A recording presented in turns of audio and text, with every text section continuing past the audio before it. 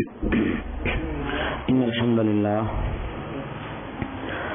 نحمده ونستعينه ونستغفره ونعوذ بالله من شرور أنفسنا ومن سيئات أعمالنا من يهده الله فلا مضل له ومن يضلل فلا هادي له وأشهد أن لا إله إلا الله وحده لا شريك له وأشهد أن محمدا عبده ورسوله يا أيها الذين آمنوا اتقوا الله حق تقاته ولا تموتن إلا وأنتم مسلمون يا أيها الناس اتقوا ربكم الذي خلقكم من نفس واحدة وخلق منها زوجها وبث منهما رجالا كثيرا ونساء واتقوا الله الذي تساءلون به والأرحام إن الله كان عليكم رقيبا يا أيها الذين آمنوا اتقوا الله وقولوا قولا سديدا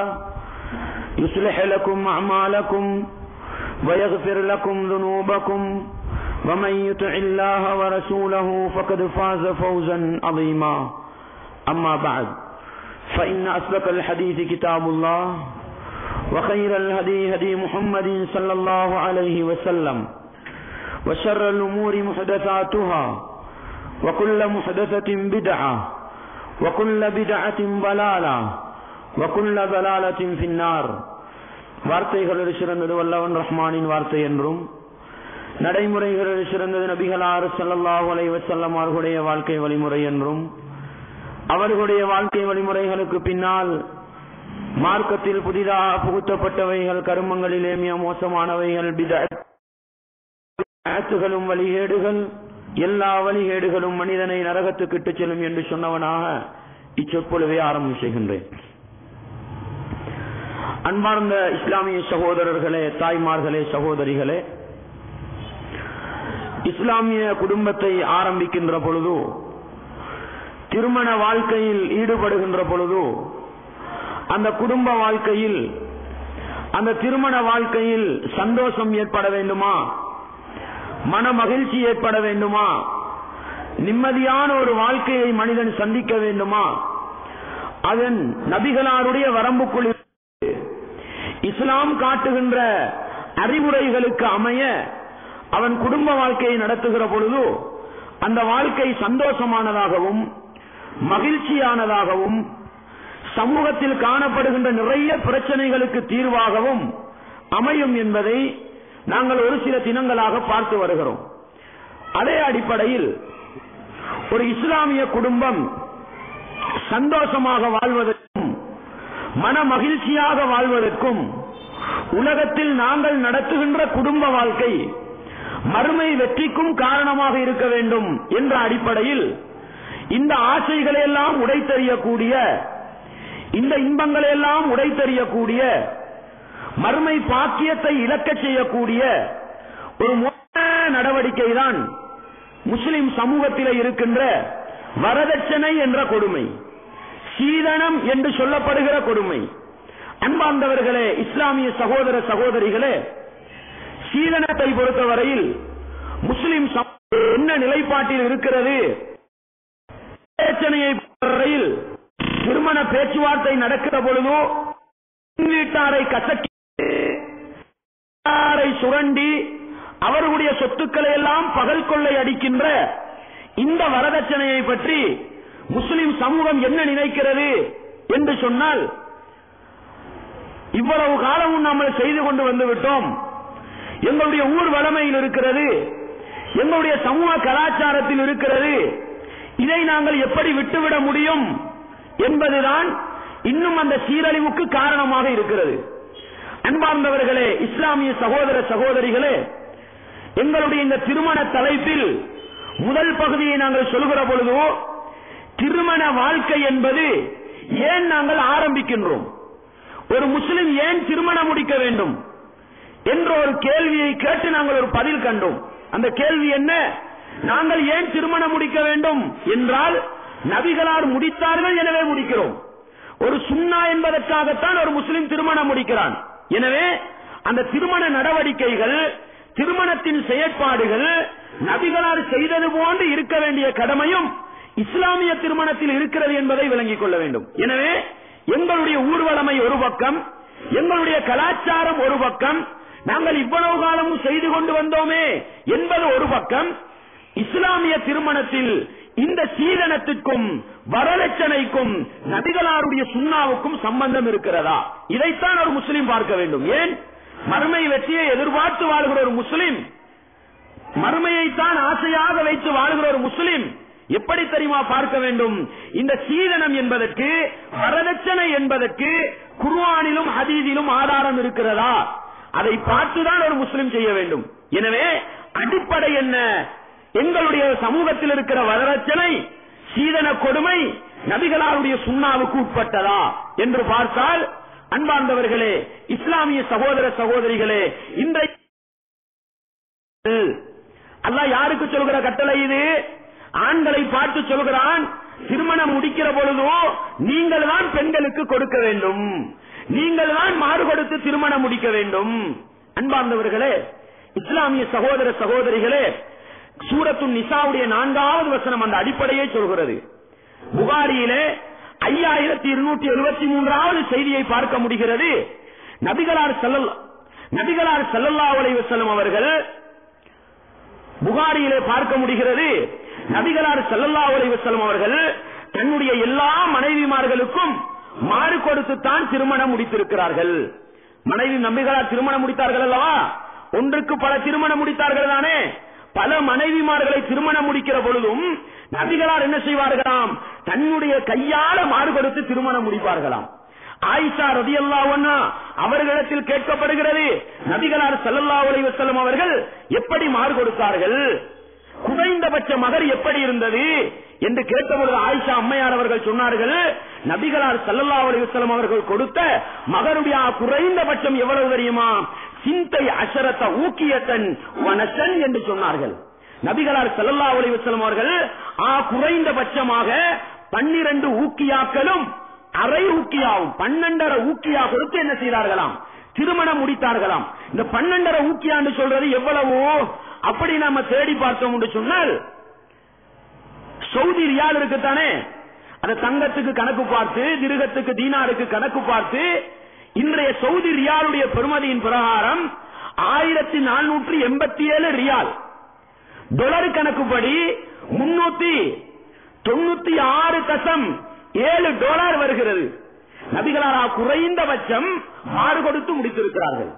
அன்பார்ந்தவர்களே, அதே போன்று நபிகளார் ஸல்லல்லாஹு அலைஹி வஸல்லம் மகள் ஃபாத்திமா நாயகியை அலி ரலியல்லாஹு அவர்கள் திருமணம் முடிக்கிற பொழுது 480 திர்ஹம் கொடுத்து என்ன செய்திருக்கிறார்கள்? திருமணம் முடித்திருக்கிறார்கள்.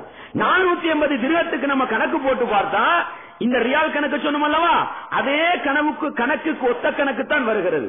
எனவே நபிகளாரும் மகர் கொடுத்து திருமணம் முடிக்கிறார்கள். நபிகளாருடைய மகளுக்கு மகர் வாங்கி திருமணம் முடிக்கிறார்கள். எனவே அல் குர்ஆனுடைய கட்டளை, நபிகளாருடைய செயல், நபிகளாருடைய அங்கீகாரம் எதற்கு இருக்கிறது தெரியுமா? மகருக்குத்தான் இருக்கிறது. ஒரு ஆண் மகன் தான் தன்னுடைய கையால கொடுத்து திருமணம் முடிக்க வேண்டும். அல்லாஹ் அல் குர்ஆனிலே மகர் தொகையை பற்றி சொல்கிற பொழுதோ எப்படி சொல்லி காட்டுகிறான் தெரியுமா? நீங்கள் உங்களுடைய மனைவிமாருக்கு ஒரு தங்க குவியலை, கிந்தார் என்ற வார்த்தையை போடுகிறான். கிந்தார் என்று சொல்வது ஒரு தங்க குவியலுக்கு சொல்லப்படும், அல்லது 2 பள்ளத்தாக்குகளுக்கு இடைப்பட்ட இடம் இருக்கிறது அல்லவா, அதிலே நிறைக்கப்பட்ட தங்கத்துக்கு சொல்லப்படும். அல்லாஹ் கேட்கிறான், நீங்கள் மகரை கொடுத்து விட்டு அந்த மகரை எப்படி திருப்பி எடுக்கலாம்? அல்லாஹ் கேட்கிறான். அன்பார்ந்தவர்களே, எனவே மகர் என்பது ஆண் மகனோடு சம்பந்தப்பட்ட ஒன்று. அந்த மகருக்கு முரணாகத்தான் இன்னைக்கு நாங்கள் என்ன செய்து கொண்டிருக்கிறோம்? வரதட்சணையும் பெண் வீட்டாரிடத்தில் சொத்து செல்வங்களையும் காணி பூமியையும் கேட்டுக் கொண்டிருக்கிறோம். அதனுடைய விபரீதம் என்ன என்பதை நான் பின்னால் சொல்லி காட்டுகிறேன். முதலாவது குர்ஆன் ஹதீஸுடைய நிழலில் நம்ம செய்வது சரிதானா, மறுமையில வெற்றியை தருமா என்பதை பார்க்க வேண்டிய கடமை இருக்கிறது. அன்பார்ந்தவர்களே, எனவே நபிகளாருடைய சொல் செயல் அங்கீகாரத்துக்கு அப்பாற்பட்ட ஒன்றுதான் எது? வரதட்சணை என்பது கொடுமை, சீதனம் என்பது சீரழிவு. அவ்வளவு பெரிய ஒரு பாவத்தை தான் நம்ம செய்து கொண்டிருக்கிறோம். அடுத்தது பாருங்கள், அல்லாஹ் அல் குர்ஆனிலே இந்த ஆண் சமூகத்துக்குள்ள பொறுப்பை சொல்கிறான். நம்ம என்ன செய்யறோம்? எங்கட வீட்டுல எங்கட பொஞ்சாதி எங்களுக்கு கீழே தானே வச்சிருக்கிறோம், நம்ம எங்களுக்கு கட்டுப்பட்டு தானே ஒரு பெண்மணி இருக்கிறாள். நான் கேட்கிறேன், பெண் வீட்டாரிடத்தில் வீட்டை வாங்கி, பணத்தை வாங்கி, சொத்து செல்வங்களை வாங்கி வாழக்கூடிய ஒரு ஆணுக்கு பெண்ணை நிர்வகிக்கிற தகுதி கிடையாது, ஆண்மை கிடையாது. ஒரு வார்த்தை சொல்வதானால் பெண் வீட்டார்கிட்ட பிச்சை வாங்கி போட்டு திருமணம் முடிக்கிறான் பாருங்க, அவனுக்கு சொல்றது என்று சொன்ன ஆண்மை இல்லாதவன் என்று சொல்லலாம். ஏன் தெரியுமா? அல்லாஹ் அல் குர்ஆனிலே சொல்கிறான், அர்-ரிஜாலு கவ்வாமூன அலன் நிசா, ஆண்கள் என்பவர்கள் பெண்களை நிர்வகிப்பவர்கள். இந்த அதிகாரத்தை அல்லாஹ் தான் கொடுத்து வச்சிருக்கிறான். பெண்களை நிர்வகிக்கிற அதிகாரத்தை ஆண்களுக்கு அல்லாஹ் கொடுத்து வைத்திருக்கிறான். காரணம் என்ன தெரியுமா? 2 காரணங்களை அல்லாஹ் சொல்கிறான். ஒரு காரணம், பிமா ஃபضலல்லாஹு பஅதஹும் அலா பஅதின், சிலரை விட அல்லாஹ் சிலரை சிறப்பித்து வைத்திருக்கிறான். அது உலகத்து நியதி. மாணவன் என்றால் ஆசிரியருக்கு கட்டுப்பட்டு தான் ஆக வேண்டும், தொழிலாளி என்றால் முதலாளிக்கு கட்டுப்பட்டு தான் ஆக வேண்டும். அதே போன்று பெண்களை பொறுத்தவரையில் உடல் ரீதியான பலவீனத்தை கொண்டவர்கள், அவர்களை பாதுகாக்கிற உரிமை யாருக்கெல்லாம் கொடுத்திருக்கிறான்? ஆண்களுக்கு. இது ஒரு முதலாவது காரணம். 2வது காரணம் என்ன தெரியுமா? வபிமா அன்ஃபகு மின் அம்வாலிஹிம், ஆண்களாகியவர்கள் அவர்களுடைய சொத்திலிருந்து பெண்களுக்கு செலவழிக்கிறார்கள். அல்லாஹு அக்பர். அன்பார்ந்தவர்களே, இஸ்லாமிய சகோதரர்களே, திருமணம் முடிக்கிற பருவத்தில் இருக்கின்ற ஒவ்வொரு இஸ்லாமிய உறவுகளையும் அழைத்து சொல்கிறேன். ஆண் மக்களை பெற்றெடுத்திருக்கின்ற ஒவ்வொரு பெற்றோரையும் நான் பார்த்து சொல்கிறேன், உங்களுடைய ஆண் மக்கள் திருமணம் முடிக்க தகுதியானவர்களா? பெண்களை நிர்வகிக்க தகுதியானவர்களா? அவர்கள் தான் பெண்களுக்கு கொடுப்பவர்களாக இருக்க வேண்டும், பெண்களுக்கு வாரி வழங்குபவர்களாக இருக்க வேண்டும். பெண்ணிடத்தில் எடுப்பவன், பெண் வீட்டாரை சுரண்டி வாழ்பவன் பெண்ணை நிர்வகிக்க தகுதியற்றவன் என்பதை அல்லாஹ் அல் குர்ஆனிலே சொல்லுகின்ற இந்த குர்ஆன் வசனத்திலிருந்து நாங்கள் தெளிவாக விளங்கிக் கொள்ள வேண்டும். சூரத்துன் நிசாவுடைய 34வது வசனம். எனவே ஆண்கள் பெண்களை நிர்வகிக்கிறார்கள் என்றால் அதற்குரிய காரணம் என்ன தெரியுமா? ஆண் தன்னுடைய வீட்டில் பெண்ணை கொண்டு வந்து வைக்கிறான். நீங்க போய் பெண்ணுடைய வீட்டில் இருப்பீங்கடா, உங்களுக்கு அந்த நிர்வகிக்கிற அதிகாரம் இருக்கிறா? பெண்ணுடைய சொத்திலே நீங்கள் வாழ்வீர்கள் என்று சொன்னால் இந்த குர்ஆன் வசனத்தின் அடிப்படையில் நீங்கள் ஆம்புல, உங்களுடைய மனைவி ஆம்புல, நீங்கள் ஆண், உங்களுடைய மனைவி ஆண். சிந்தித்து பாருங்கள் அன்பார்ந்தவர்களே. எனவே குர்ஆன் தெளிவாக சொல்கிறது, ஆண்கள் தான் பெண்களுக்காக செலவழிக்க வேண்டும். அடுத்தது பாருங்கள், குர்ஆன் இன்னொரு சட்டத்தை சொல்கிறது. என்னன்னு சொன்னா, இந்த தலாக் இருக்குது பாருங்க, தலாக்கு 3 தவளையில விட போடணும். தலாக்கு தலாக்கு தலாக்கு ஒரே அடியில் என்ன செய்ய முடியாது, 3 தலாக்கையும் சொல்லி முடிக்க முடியாது. அல்லாஹ் அல் குர்ஆனிலே தலாக்கு என்பது கட்டம் கட்டமாக வர வேண்டும் என்று அல்லாஹ் சொல்கிறான். ஒரு கட்டம் வர வேண்டும், திருப்பி சேர்ந்து வாழ்ந்தால் 2வது தலாக்கு பாதிக்க வேண்டும், திருப்பி சேர்ந்து வாழ்ந்தால் தான் 3வது தலாக்கு பாதிக்கிறது. விளங்கிடுதா உங்களுக்கு? இப்பொழுது என்ன தெரியுமா குர்ஆன் சொல்கிற சட்டம்? நீங்கள் 1வது தலாக்கு விட்டீர்கள், முதலாவது தலாக்கு விட்டால் அந்த மனைவியை நீங்க எங்க தெரியுமா கொண்டு போய் வாழ வைக்கணும்? அந்த மனைவி தெரியுமா வாழ வைக்கணும்? அஸ்கினூஹும் மின் ஹைசு சகன்தும், நீங்கள் எந்த வீட்டில் வாழ்வீர்களோ அந்த வீட்டில் உங்களோட பொஞ்சாதிமாருக்கு தலாக்கு வைங்க. அன்பார்ந்தவர்களே, இந்த குர்ஆன் வசனத்தை கொஞ்சம் நிதானமாக யோசித்து பாருங்கள். நீங்க போய் பொஞ்சாதிர வீட்டில் இருந்தா தலாக்கு சொன்ன பிறகு ஆம்பளை வெளியே வரணுமா, பொம்பளை வெளியே போறதா? யோசித்து பாருங்கள். நீங்க தலாக்கு சொன்னா பொஞ்சாதிர குடும்பம் எல்லாம் சேர்ந்து உங்களை தான் வெளியே அனுப்பும், அப்படித்தானே? உங்களை தான் விரட்டும். அல்லாஹ் என்ன சொல்கிறான்? நீங்கள் உங்களுடைய பெண்களை தலாக்கு சொன்னால் உங்களுடைய வீட்டில் பெண்களை இத்தாவுக்கு அமர்த்துங்கள், உங்களுடைய செலவிலே வைத்துக் கொள்ளுங்கள். சிந்தித்து பாருங்கள். நம்ம போய் பொம்பளையிட வீட்டில் இருப்போம் சொன்னா, மனைவியிட சொத்துல வாழ்வோம் சொன்னா இந்த குர்ஆன் வசனத்தை நடைமுறைப்படுத்தலாமா? விளங்குதான் நான் சொல்றது. அல்லாஹ் அல் குர்ஆனிலே சொல்கிறான், நீங்கள் திருமணம் முடித்து வாழுகிற பொழுது தலாக்கு சொல்லிவிட்டால், 1வது தலாக்கு 2வது தலாக்கு சொல்லிவிட்டால் மனைவி எங்க தெரியுமா வாழ வைக்கணும்? உங்களோட வீட்டுல வாழ வைக்கணும். நீங்க பொஞ்சாதிர வீட்டுல போய் இருந்தா, பொஞ்சாதிர சொத்துல வாழ்க்கை நடத்தினா உங்களை வெளியேற்றிடுவாங்க. அப்ப எங்க தலாக்கு வைக்கிறது, எங்க இத்தாவை வைக்கிறது? இந்த குர்ஆன் வசனத்தை நடைமுறைப்படுத்தலாமா? நீங்க பொஞ்சாதிர சொத்துல இருந்தா, பொஞ்சாதிர சொத்துல வாழ்ந்த இந்த குர்ஆன் வசனத்தை நடைமுறைப்படுத்தலாமா? எனவே அன்பார்ந்தவர்களே, தாய்மார்களே, சகோதரிகளே, இந்த ஒரு அடிப்படையையும் இஸ்லாம் சொல்கிறது. எனவே ஒரு ஆண் மகனை பொறுத்தவரையில் தன்னுடைய நிர்வாகத்துக்கு கீழால் தன்னுடைய சொத்துக்கு கீழால்தான் என்ன செய்ய வேண்டியிருக்கிறது, மனைவியை வைக்க வேண்டியிருக்கிறது என்பதை முதல் கட்டமாக ஆதாரத்தின் அடிப்படையில் நானும் நீங்களும் விளங்கிக் கொள்ள வேண்டும். அடுத்த கட்டம் என்ன தெரியுமா? இந்த மகரை எடுப்பதன் மூலம் பெண்ணுக்கு நம்ம மகர் கொடுக்கிறோம் தானே, அதுக்கு அறிவுபூர்வமான நியாயபூர்வமான காரணம் இருக்கிறது. முதலாவது அல்லாஹ் கடமையாக்கி விட்டான், அதில் எங்களுக்கு கேள்வி கேட்க முடியாது. சரி, அதற்கு காரணம் இருக்கிறதா என்று கேட்டால் காரணம் இருக்கிறது. பெண்ணை பொறுத்தவரையில் அவளுடைய கற்பை உங்களுக்கு தருகிறாள், பெரிய சொத்து, அது பெரிய சொத்து, அதை உங்களுக்கு விற்பனை செய்கிறாள். அதுக்கு நீங்க மகர் கொடுக்கிறது நியாயமா இல்லையா? உங்களோட கற்பு பறிபடுமா? நீங்கள் 10,000 பெண்களோடு குடும்ப வாழ்க்கை நடத்தினாலும் ஆண் ஆணாகத்தான் இருப்பான், அவனுடைய கற்பு உடைந்து போகாது. ஆனா ஒரு பெண்ணை பொறுத்தவரையில் குடும்ப வாழ்க்கையில் ஈடுபட்டு அவருடைய கற்பு உடைந்து போகுது. எனவே மகர் கொடுக்கிறது ஒரு நியாயம் இருக்குதா இல்லையா? அடுத்த கட்டம் பாருங்கள், உங்களுடைய வாரிசு குழந்தை யாருக்கு சொந்தம்? குழந்தை யாருக்கு சொந்தம்? பாப்பாவுக்கு தானே சொந்தம்.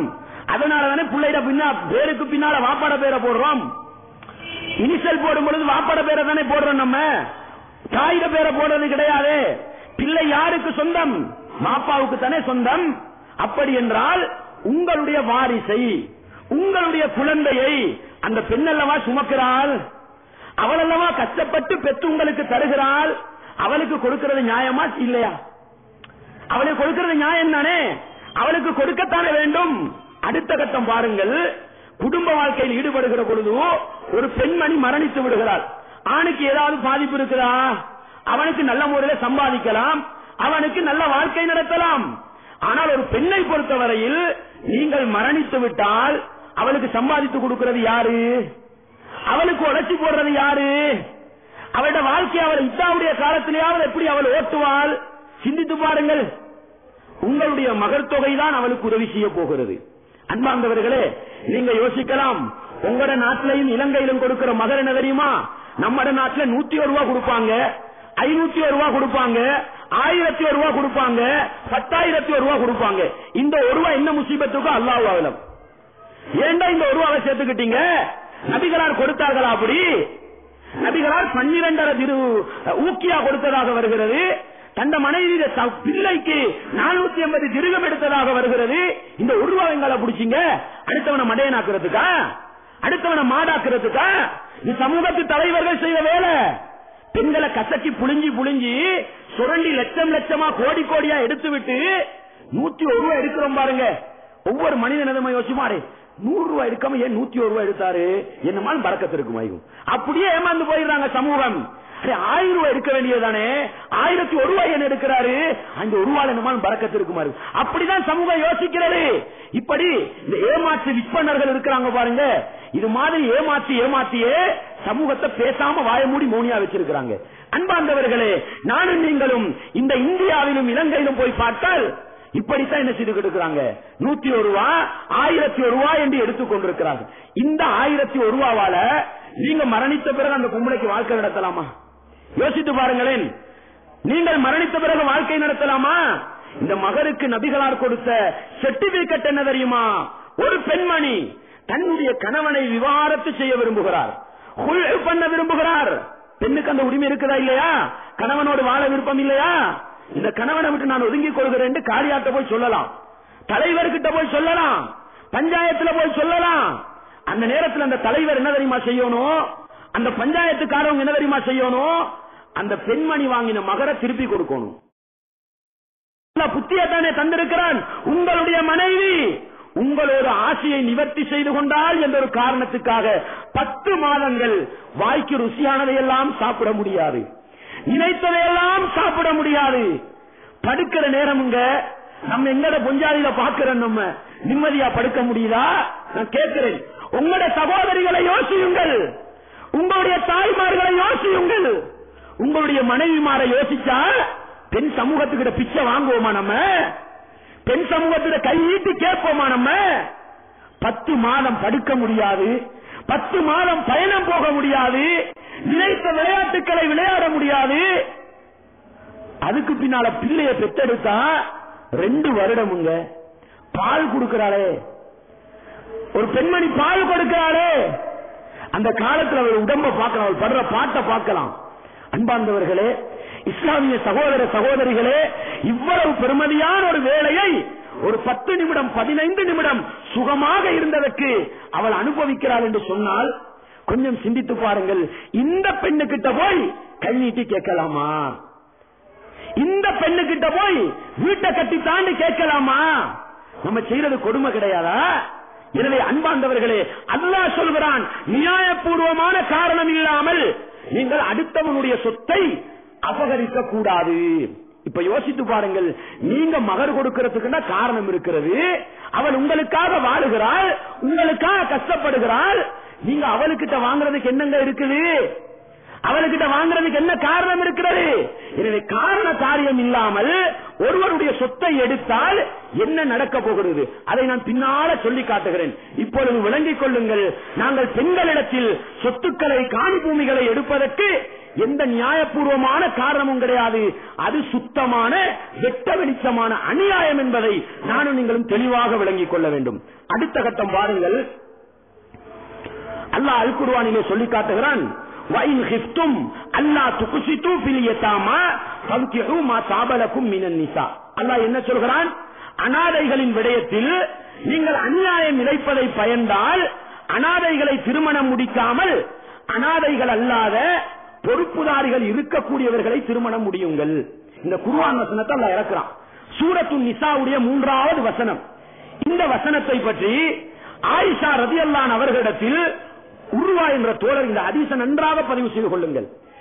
அனாதைகளுடைய விடயத்தில் அநியாயம் இழைப்பதை நீங்கள் பயந்தால் அந்த அனாதைகளை திருமணம் முடிக்க வேண்டாம், பொறுப்புதாரிகள் இருக்கிற பிள்ளைகளை முடித்துக் கொள்ளுங்கள் என்று அல்லாஹ் சொல்கிறானே. இந்த குர்ஆன் வசனம் ஏன் இறங்கியது என்று ஆயிஷா அம்மையாரிடம் கேட்ட பொழுது அழகான ஒரு விளக்கத்தை சொன்னாங்க. பாருங்க, என்ன விளக்கம் தெரியுமா? ஒரு மனிதர் ஒரு அனாதையை எடுத்து வளர்ப்பார், ஒரு யத்தீமாவை எடுத்து வளர்ப்பார். வளர்ந்து வளர்ந்து திருமணம் முடித்து கொடுக்கிற வயசு வந்தா அவர் என்ன பாப்பார் தெரியுமா? அந்த பெண்மணி அழகாகவும் இருந்து சொத்து செல்வங்களும் இருந்தால் 2 நோக்கத்துல முடிக்கிறார். ஒன்று என்ன தெரியுமா? தண்ட பொறுப்புக்கு கீழே இருக்கிற பொருள மகர குறைச்சி கொடுத்துடலாம். 2வது, திருமணம் முடித்த பிறகு சொத்துக்களை தனக்கும் அனுபவிச்சுக் கொள்ளலாம். இந்த 2 நோக்கத்துல திருமணம் முடிக்கிற வளமை இருந்தது தண்ட பொறுப்புக்கு கீழால் இருக்கிற அனாதைகளை. அல்லாஹ் சொல்கிறான், இந்த அநியாயத்தை நீங்கள் செய்கிற அச்சம் இருந்தால் அவர்களை நீங்கள் திருமணம் முடிக்க வேண்டாம். அவர்களை விட்டுவிட்டு பொறுப்புதாரிகள் இருக்கிறாங்க பாருங்க. பொறுப்புதாரி எதுக்கு தெரியுமா? வழி எதுக்கு தெரியுமா? நம்ம நேற்று சொன்னோம், ஒரு பெண்மணி திருமணம் முடிப்பதாக இருந்தால் பொறுப்புதாரியோடு இருந்துதான் திருமணம் முடிக்க வேண்டும். ஏன் தெரியுமா? யாரும் ஏமாற்றி விடக்கூடாது. எதுக்கு தெரியுமா இந்த பொறுப்புதாரி? ஏண்ட மகளை உங்களுக்கு முடிச்சு தந்தேன்னு சொல்றதுக்கு மட்டும் கிடையாது. எதற்கு தெரியுமா? ஏண்ட மகளுக்கு இன்ன பொறுமதி இருக்குது, இவ்வளவு மகர் கொடுத்துட்டு முடிந்து சொல்றதுக்கு தான். இதுக்குத்தான் பொறுப்புதாரி. நம்மட பொறுப்புகளை சரியா நிறைவேற்றுவோமா? தந்த மகளுடைய விஷயத்துல சரியா நடக்கிறோமா? நம்ம அன்பார்ந்தவர்களே, நன்றாக விளங்கிக் கொள்ளுங்கள். அநியாயம் என்பதை அல்லாஹ் எந்த அடிப்படையில் சொல்கிறான் தெரியுமா? மகரை குறைத்து கொடுப்பது, அவருடைய சொத்துக்களை திருமணம் முடிச்சு போறவோ என்ன செய்யறது? சூறையாடி கொள்றது. இந்த நோக்கத்தில் திருமணம் முடிப்பதை அல்லாஹ் அநியாயம் என்று சொல்லி அந்த வேலையை நீங்கள் செய்ய வேண்டாம் என்று சொல்கிறான் என்றால், இன்னைக்கு நம்ம செய்யறது என்ன சகோதரர்களே? இதுக்கு அப்பால போய் நம்ம மகரையும் குறைச்சு கொடுத்துக்கிட்டு இருக்கிறோம். இது ஒரு காரணம். 2வது என்ன தெரியுமா செய்கிறோம்? பொறுப்புதாரி கிட்டே போய் உண்ட மகளை முடிக்கணுமா, எனக்கு வீடு கட்டித்தா. உண்ட மகளை முடிக்கணுமா, எனக்கு காணித்தா. பகல் கொள்ள அடிக்கிறோம், எங்க வெளிப்படையான பிச்சை வாங்குறோமே. நபிகளாருடைய காலத்தில் எது அநியாயம் என்று சொல்லப்பட்டது, இன்றைக்கு நம்ம எது அநியாயமா செய்து கொண்டிருக்கிறோம். உங்களுக்கு எனவே அன்பார்ந்தவர்களே, இஸ்லாமிய சகோதர சகோதரிகளே, தெளிவாக விளங்கிக் கொள்ளுங்கள். பெண்ணிடத்தில் சொத்து செல்வங்களை எதிர்பார்ப்பதும் சரி, வாயினால் கேட்பதும் சரி, சுத்தமான வெளிப்படையான ஹராம் என்பதை நானும் நீங்களும் தெளிவாக விளங்கிக் கொள்ள வேண்டும். அடுத்தது என்ன தெரியுமா? இந்த சீதனத்தின் மூலம் ஏற்படக்கூடிய விளைவுகளை பாருங்கள். சீதனம் என்பது ஒரு கொடுமை என்று சொன்னோம் அல்லவா? வரதட்சணை என்பது ஒரு கொடுமை என்று சொன்னோம் அல்லவா? இதனால சமூகத்தில் ஏற்படுகிற பிரச்சனைகளை பாருங்கள். ஒவ்வொன்றாக சொல்கிறேன். உங்களுடைய ஊர் மட்டத்தில், உங்களுடைய குடும்ப மட்டத்தில், உங்களுடைய சமூக மட்டத்தில் இது இருக்கிறதா இல்லையா என்று பாருங்கள். முதலாவது பிரச்சனை தெரியுமா? பணக்கார ஃபேமிலியில் ஒரு பெண்மணி பிறந்திருந்தா அவர் வீடு கொடுத்துருவார், வாப்பா காணிய கொடுத்துருவாரு. அந்த பெண்மணியை யாராவது ஒரு கேடுகட்ட ஆம்பளை வந்து தூக்கிட்டு போயிடுவான். கேடுகட்ட ஆம்பளை தான் சொல்லணும். முதுகெலும்பில்லாத கோழையர்கள், பிச்சை வாங்குபவர்கள் தூக்கிக்கிட்டு போயிடுறான். ஒரு கஷ்டவாளி குடும்பத்தில் பிறந்த ஒரு ஏழை பெண்மணியோட நிலைநாடி யோசிச்சு பாருங்க. அல்லாஹு அக்பர். திருமண வயது வருகிறது. எல்லா பெண்களையும் போன்ற ஆசை அந்த பெண்ணுக்கும் இருக்கிறது. என்னை முடிப்பதற்கு யாருமே இல்லை என்று சொல்லி கவலைப்படக்கூடிய, வாழ்க்கையை கண்ணீரோடு கழிக்கக்கூடிய நிலையை நம்ம பார்க்கலையா? சிந்தித்து உங்களை இந்த அதிராம்பட்டிலே பகுதியை எடுத்து சிந்தித்து பாருங்கள். சீதனம் கொடுக்க வசதி இல்லாமல் எத்தனை குமரி பெண்மணிகள் தேங்கி இருக்கிறார்கள், எத்தனை குமரி பெண்கள் கண்ணீர் வடித்துக் கொண்டிருக்கிறார்கள். இது ஒரு பிரச்சனை. அடுத்த பிரச்சனை என்ன தெரியுமா? விதவைக்கு வாழ்க்கை கொடுக்க வேண்டும் என்று இஸ்லாம் வலியுறுத்தி சொல்கிறது. விதவைக்கு வாழ்க்கை, மனைவியோட சண்டை பிடிக்கிறது, மனைவியை கொடுமைப்படுத்துறது, மனைவிக்கு செய்ய வேண்டிய கடமைகளை செய்யறதில்லை. இந்த நேரத்தில் தண்ட சகோதரி, தண்ட அக்கா வந்து சொல்லுவாங்க, எனக்கு அந்த கணவரோட வாழ முடியாது, அந்த மாப்பிள்ளைய நமக்கு பிடிக்கல என்று சொன்னா ஒரு பாப்பா சொல்றது என்ன தெரியுமா? அவனோட நீ வாழ்ந்துட்டு போயிடம்மா, உனக்கு இன்னொரு மாப்பிள்ளைய தேட முடியாது, சீதனம் கொடுக்க வசதி இல்லை. இருக்குதா இல்லையா இந்த பிரச்சனை? உங்களுடைய சகோதரிக்கு இப்படி நடந்தால் கவலை வராதா? அல்லாஹு அக்பர். அன்பார்ந்தவர்களே, நம்ம கண்முன்னால பாக்குறவங்க நிறைய குடும்பங்கள்ல அநியாயத்துக்கு மேல் அநியாயப்பட்டு மனைவிமார்கள் கண்ணீர் வடித்துக் கொண்டு வாழ்க்கையை கழிக்கிறார்கள். நம்ம இந்த மாப்பிளைய விட்டோம்டா நமக்கு இன்னொரு வாழ்க்கை கிடைக்காது, நம்மட வாப்பாவுக்கு சீதனம் கொடுக்க வசதி இல்லையே என்று கண்ணீர் வடித்து வடித்து கொடுமைக்கும் அநியாயங்களுக்கும் மத்தியில் பல குடும்பங்களின் வாழ்க்கை நடக்கிறது என்று சொன்னால் இது இந்த சீதனத்தினால் வந்த விளைவு இல்லையா? வரதட்சணையினால் நடக்கிற கொடுமை இல்லையா? அன்பார்ந்தவர்களே, இதற்கெல்லாம் நிச்சயம் ஒவ்வொரு முஸ்லிமும், சமூக தலைவர்களும், பள்ளி நிர்வாகிகளும், முத்தவள்ளிமார்களும், உலமாக்களும் கட்டாயம் பதில் சொல்லித்தான் ஆக வேண்டும், கட்டாயம் பதில் சொல்லித்தான் ஆக வேண்டும். அன்பார்ந்தவர்களே, அதை விட பார்க்கலாம், ஒரு நாட்டில் பெண்களை வெளிநாட்டுக்கு அனுப்புவாங்களா? அல்லாஹ் நிறைய பரக்கத்து செய்யணும். நம்மட நீங்க பாத்தீங்கன்னு சொன்னா, இந்த ரிசானா நஃபீக்ல ஒரு பெண்மணி கொலை செய்யப்பட்டா. இஸ்லாமிய தண்டனை நிறைவேற்ற, கொலை செய்யப்பட்டது சொல்லக்கூடாது, இஸ்லாமிய தண்டனை நிறைவேற்றப்பட்டது. ரிசானா நஃபீக் கேள்விப்பட்ட மூதூர் பெண்மணி. அன்பார்ந்தவர்களே, அந்த பெண்மணியுடைய குடும்பம் சொல்கிறது, என்னுடைய மகள் ஏன் வெளிநாடு சென்றால் தெரியுமா? சீதனம் கொடுக்க வசதி இல்ல, சீதனம் கொடுக்க வசதி இல்ல. அன்பார்ந்தவர்களே, இலங்கை திருநாட்டில் போய் பாருங்கள், இந்த சீதனத்தின் கொடுமை பன்மடங்காக இருக்கிறது.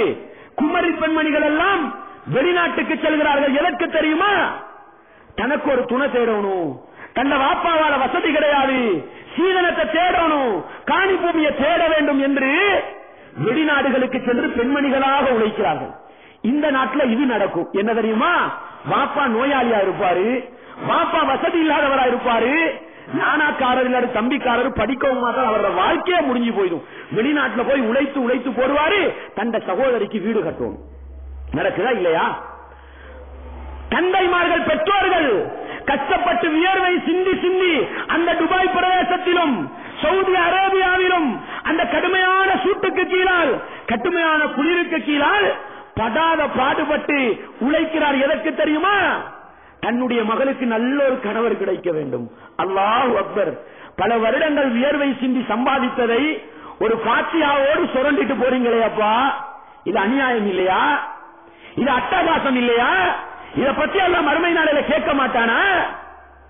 அல்லாஹ் எல்லாம் பார்த்துக்கிட்டு சும்மா இருக்கிறான்னு நினைக்கிறீங்களா? அன்பார்ந்தவர்களே, மறுமையில் என்ன நடக்கும் என்பதை பின்னால் நான் சொல்லி காட்டுகிறேன். எனவே இந்த அளவு சமூக பாதிப்புகள், சமூக கொடுமைகள் இந்த சீதனத்தினால் நடக்கிறது என்று சொன்னால், ஒரு ஈமானிய உணர்வுள்ள ஒரு முஸ்லிம், இஸ்லாமிய உணர்வுள்ள ஒரு முஸ்லிம், சமுதாயத்துக்கு நல்லது நடக்க வேண்டும் என்று நினைக்கிற ஒரு முஸ்லிம் இந்த சீதனத்துக்கு வேட்டு வைக்க கூடாதா? இந்த சீதனத்துக்கு முற்றுப்புள்ளி வைக்கக்கூடாதா? எந்த ஒன்றையும் எதிர்பார்க்காமல் என்னுடைய செலவில் நான் திருமணம் முடிக்க போகிறேன் என்று ஒரு ஆண்மகன் போராட்டம் நடத்தக்கூடாதா? ஒரு ஆண்மகன் போர்கொடி தூக்கக்கூடாதா? இந்த பள்ளி நிர்வாகங்களை பார்க்கலாம் சகோதரர்களே. பள்ளி நிர்வாகங்களுக்கு நான் உரத்து சொல்லுகின்றேன், சமூகத்து தலைவர்கள், முத்தவள்ளிமார்களுக்கு உரத்து சொல்கிறேன். பள்ளிக்குள் ஒருவர் மார்க்கத்தை பேசினால் அந்த மனிதரை பள்ளியை விட்டு ஒதுக்கி விடுகிறோம். குர்ஆன் ஹதீஸின் அடிப்படையில் ஜனாசாவை அடக்கம் செய்ய வேண்டும் என்றால் மையவாடிகளில் ஒதுக்கி விடுகிறோம். குர்ஆன் சுன்னாவின் அடிப்படையில் திருமணம் செய்ய வேண்டும் என்றால் திருமணத்துக்கு ரெஜிஸ்டர் பண்ண அனுமதி கொடுக்க மாட்டோம். இந்த அநியாயங்கள் நடக்குதா இல்லையா? இப்படியெல்லாம் செய்யக்கூடியவர்களுக்கு சீதனம் எடுப்பவனுடைய திருமணத்துக்கு நாங்கள் கடிதம் கொடுக்க மாட்டோம். சீதனம் எடுக்கிற திருமணங்களுக்கு நாங்கள் அனுமதி கொடுக்க மாட்டோம். சீதனம் எடுக்கிற கோழையர்களுடைய திருமணத்துக்கு பாத்தியாவோட அசுரத்தை பாத்தியாவது கூடுமா கூட இரண்டாவது பகுதி ஓதுகிற பாத்தியா ஓதுகிற அசுரத்தை அனுப்ப மாட்டோம் என்று சொன்னால் சமூகத்தின் அநியாயத்தை ஒழிக்கலாமா? முடியாதா? குர்ஆன் ஹதீஸ பேசுற நமக்கு இந்த இந்தியாவில் இருக்கக்கூடிய பொது பள்ளிகளை சும்மா தருவாங்களா? தரமாட்டாங்க. மிம்பர் மேடையை பறித்திருக்கிறாங்க. பள்ளிகளை பயான் பண்ண முடியுமா? முடியாது. அந்த பள்ளியில முதலாவது ஜமாத்தை நடத்த முடியுமா? முடியாது. ஏன்? குர்ஆன் ஹதீஸை பேசுகிறோம் என்ற ஒரு காரணத்துக்காக மனிதர்களை பள்ளிகளை விட்டு ஒதுக்க முடியும் என்றால், ஊர் நீக்கம் செய்ய முடியும் என்றால், சமூக கொடுமை செய்கிற, சமூகத்தை சீரழிக்கின்ற, இந்த வரதட்சணையை எடுக்கின்ற, சீதனம் எடுக்கின்ற இந்த திருமணத்தை பள்ளிக்குள் வைத்து நடத்தலாமா? இதற்கு ஜமாஅத் அங்கீகாரம் கொடுக்கலாமா? இதற்கு ரெஜிஸ்டர் புத்தகத்தை கொடுக்கலாமா? சிந்திக்க கூடாதா சகோதரர்களே? சமூகத்தை மாற்ற வேண்டுமா? சமூக தலைவர்களும் முத்தவல்லிமார்களும் உலமாக்களும் ஒன்றுபட்டு சீதன திருமணத்தை புறக்கணிப்போம். ஒரு முயற்சி சகோதரர்களே, சீதனம் எடுக்கின்ற கோழைகளை எல்லாம் சமூகத்தை விட்டு விரட்டி விடலாம். அதே போன்று பெண் பிள்ளைகளை பெற்றெடுத்திருக்கிற பெற்றோர்களுக்கு உணர்த்தி சொல்கிறேன் நான், இந்த அநியாயத்தை ஒழிக்க வேண்டுமா? உங்களுக்கு வசதி இருக்கலாம், உங்களுக்கெல்லாம் பொருளாதாரத்தை தந்திருக்கலாம், நீங்கள் அள்ளி கொடுத்து உங்களுடைய மகளை முடித்து வைக்கலாம். நிச்சயம் நீங்கள் மறுமை நாளிலே பதில் சொல்வீர்கள். ஏன் தெரியுமா? நீங்கள் உங்களுடைய மகளுக்கு எந்த சீதனத்தை கொடுத்தீர்களோ அந்த சீதனம் கொடுக்க முடியாமல் எத்தனையோ குமரி பெண்களும், எத்தனையோ விதவை பெண்களும், எத்தனையோ குடும்ப வாழ்க்கை கஷ்டப்படுகிற பெண்மணிகளும் கண்ணீர் வடிக்கிறார்கள் அல்லவா? அதற்கு நிச்சயம் பதில் சொல்லித்தான் ஆக வேண்டும். எனவே ஒவ்வொரு பெற்றோரும் என்ன முடிவுக்கு வர வேண்டும் தெரியுமா? சீதனம் எடுக்கிற ஆணுக்கு என்னுடைய மகளை திருமணம் முடித்து கொடுக்க மாட்டேன். இந்த முடிவுக்கு வந்தால், இந்த அதிராம்பட்டின பிரதேச பெற்றோர்கள் இந்த முடிவுக்கு வந்தால், ஒரு வருடம் சகோதரர்களை, ஒரு வருடம் 2 வருடம் சீதன கொள்ளையர்களை சமூகத்திலிருந்து ஒழித்து கட்டலாம். சீதன கொள்ளையர்களை அடித்து விரட்டலாம். ஒரு முடிவு, எங்களுடைய பெண் மக்களை சீதனம் எடுக்கிற ஆண்களுக்கு முடித்து கொடுக்க மாட்டோம். முடியுமா? முடியாதா? மாற்றத்தை கொண்டு வர முடியுமா? முடியாதா? இதற்கு சமூகத்தின் நலன் விரும்பிகள், சமூகத்துக்கு நல்லது நடக்க வேண்டும் என ஆசைப்படுகிற ஒவ்வொருவரும் இந்த முடிவுக்கு வந்தால் இந்த அநியாயத்தை கூடிய சீக்கிரம் என்ன செய்யலாம்? இல்லாமலாக்கலாம் என்பதை ஒரு அடிப்படை செய்தியாக நாங்கள் விளங்கிக் கொள்ள வேண்டும். அடுத்ததாக பாருங்கள், இந்த சீதனத்தினால் ஏற்படுகிற இன்னொரு மிகப்பெரிய பாதிப்பு என்ன தெரியுமா? குர்ஆன் ஹதீஸுடைய போதனைகள் எல்லாம் பால்படுத்தப்படுகிறது. குர்ஆன் ஹதீஸுடைய போதனைகள் எல்லாம் பால்படுத்தப்படுகிறது. எப்படி தெரியுமா? நபிகளார் ஸல்லல்லாஹு அலைஹி வஸல்லம் இடத்துல முஸ்லிம்ல 2650வது ஹதீஸ். நபிகளாரிடத்தில் ஒரு நபித்தோழர் வருகிறார். அல்லாஹ்வின் தூதரே, என்னுடைய மகன் இருக்கிறார், அவருடைய தாயார் சொல்கிறார் இவருக்கு ஒரு அடிமையை கொடையாக கொடுக்குமாறு. எப்படி? தன்னுடைய மகனுக்கு அவருடைய தாயார் ஒரு கொடையை கொடுக்க சொல்கிறார், அதை கொடுப்பதற்கு உங்களை சாட்சியாக நிற்க சொல்கிறார் என்று சொன்ன பொழுது நபிகளார் ஸல்லல்லாஹு அலைஹி வஸல்லம் அவர்கள் கேட்கிறார்கள், உங்களுடைய எல்லா பிள்ளைகளுக்கும் அது போன்று கொடுத்தீர்களா? என்ன கேட்கிறாங்க தெரியுமா? தந்த ஒரு மகனை அழைத்துக் கொண்டு வந்து சொல்றாரு, என்னுடைய இந்த மகனுக்கு ஒரு அடிமையை கொடுக்க சொல்கிறார் தாயார், நான் கொடுக்க போகிறேன், உங்களை சாட்சியாக நிற்க சொல்கிறார்கள், உங்களுக்கு நிக்கலாமான்னு கேட்கிற நேரத்தில் நபிகளார் ஸல்லல்லாஹு அலைஹி வஸல்லம் திருப்பி கேட்கிறாங்க, உனக்கு இது மட்டுமா மகன்? இல்ல இன்னும் மகன்மார் இருக்குது, எல்லாருக்கும் இது போன்று கொடுத்தாயா? இல்லை அல்லாஹ்வின் தூதரே என்று சொன்ன பொழுது நபிகளார் ஸல்லல்லாஹு அலைஹி வஸல்லம் சொன்ன வார்த்தை என்ன தெரியுமா? ஃபலா ஃபலா துஷ்ஹிதுனி, என்னை நீ சாட்சிக்கு நிறுத்த வேண்டாம், ஃபஇன்னி லா அஷ்ஹது அலா ஜூரின், அநியாயத்துக்கு நான் சாட்சி நிற்க மாட்டேன், அநியாயத்துக்கு நான் சாட்சி நிற்க மாட்டேன் என்று சொன்னார்கள். எதை அநியாயம் என்று? நம்ம பொன் பிள்ளைக்கு எல்லாத்தையும் சேர்த்து அள்ளி கொடுத்துட்டோம், கண் முன்னால மகன் என்ன செய்யறாரு? பெண் வீட்டார்கிட்ட பிச்சை வாங்குறாரு. அல்லாஹு அக்பர். இது அநியாயம் கிடையாதா? இது கேவலம் கிடையாதா? குர்ஆனும் ஹதீஸும் சொல்கிற அவமானம் இல்லையா இது? அதைவிட கேவலம் என்ன தெரியுமா? நபிகளார் ஸல்லல்லாஹு அலைஹி வஸல்லம் சொன்னார்கள், மனிதர்கள் கை நீட்டி கேட்பார்கள், உலகத்தில் கை நீட்டி கேட்கிற மனிதர்களுடைய நிலை மறுமையில் எப்படி இருக்கும் தெரியுமா? மறுமை நாளையில் வருவார்கள், முகத்தில் சதையில்லாமல் வருவார்களாம். அல்லாஹ் என்னையும் உங்களையும் பாதுகாக்க வேண்டும். பெண் வீட்டாரிடத்தில் காணி பூமியாக, சொத்து செல்வமாக, வாகனங்களாக பிச்சை வாங்கியவர்கள் எல்லாம் மறுமையில் ஆட்டோமேட்டிக்கா விளங்குவாங்க. ஏன் தெரியுமா? முகத்துல சதை இல்லாம வந்து நிப்பாங்க. பகல் கொள்ளையில பிச்சைன்னு கூட சொல்ல முடியாதுங்க, இது பகல் கொள்ள. அல்லாஹு அக்பர். அன்பார்ந்தவர்களே, இஸ்லாமிய சகோதர சகோதரிகளே, அடிப்படையை விளங்குங்கள். பெண் பிள்ளைக்கு மாத்திரம் வீடு கொடுப்பது, காணி கொடுப்பது, நகை கொடுப்பது சுத்தமான அநியாயம். அநியாயங்களுக்கு மறுமையில் என்ன நடக்கும்ன்றதை நான் பின்னால சொல்லி காட்டுகிறேன். அன்பார்ந்தவர்களே, இஸ்லாமிய சகோதர சகோதரிகளே, இந்த சொற்பொழிவு நிகழ்ச்சியை கேட்கின்ற ஒவ்வொரு ஈமானிய உறவுகளையும் அழைத்து கேட்கிறேன். சீதனம் வாங்கலாமா? மறுமையை நம்பி வாழ்கிற ஒரு முஸ்லிம், நபிகளாரை நேசிக்கிற ஒரு முஸ்லிம், குர்ஆனை பின்பற்றுகிற ஒரு முஸ்லிம் சீதனம் வாங்கலாமா? சீதனம் கொடுக்கலாமா? சீதனம் கொடுக்கிற திருமணத்தில் கலந்து கொள்ளலாமா? சிந்தித்து பாருங்கள். சுத்தமான அநியாயத்துக்கு, சுத்தமான பகல் கொள்ளைக்கு நம்ம எல்லாரும் துணை போவோம் என்றால், நபிகளாரே சொன்னார்கள், இந்த அநியாயத்துக்கு நான் சாட்சி நிற்க மாட்டேன் என்று சொன்னால் சீதனம் எடுக்கிற திருமண மஜ்லிஸுக்கு போக முடியாது. வீடு கொடுத்து நடக்கிற திருமணத்துக்கு போக முடியாது. எனவே இந்த அடிப்படையை தெளிவாக என்ன செய்து கொள்ள வேண்டும், விளங்கிக் கொள்ள வேண்டும். அன்பார்ந்தவர்களே, இஸ்லாமிய சகோதர சகோதரிகளே, இப்படி இந்த சீதனத்தினால் நிறைய பிரச்சனைகள் நடக்கிறது. நம்ம சீதனம் எடுத்து திருமணம் முடிச்சு வாழ்கிறோம் தானே, மறுமையில் என்ன விபரீதம் நடக்கும் தெரியுமா? அல்லாஹ் அல் குர்ஆன்ல சொல்லி காட்டுறாங்க, கேளுங்க.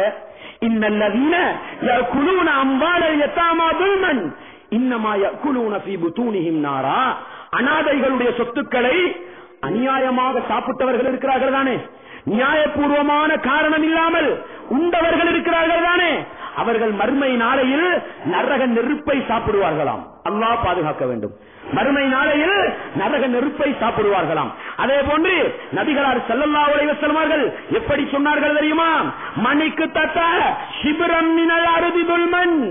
நியாயபூர்வமான காரணம் இல்லாமல் ஒருவருடைய சொத்திலிருந்து, ஒருவருடைய காணியிலிருந்து ஒரு ஜானுங்க, ஒரு இது ஜானு சொல்லுவாங்க, இந்த அளவு ஒருவருடைய பூமியிலிருந்து பறித்துக் கொண்டால் இக்குத்தாய் என்று சொல்கிறார். பறித்துக் கொள்றது மறுமையில் என்ன செய்யப்படும் தெரியுமா? தவ்வக்கல்லாஹு தவ்வக்கல்லாஹு சபஈன அர்தன். நம்மட வாப்பா தந்தது தாங்க, வெச்சிக்கோங்க. இப்ப இருக்கிற இரக்கத்துக்கும் பாசத்துக்கும் சொல்லுவாங்க, விளங்குதா? சில திருமண வாழ்க்கை எப்படி போகுது தெரியுமா?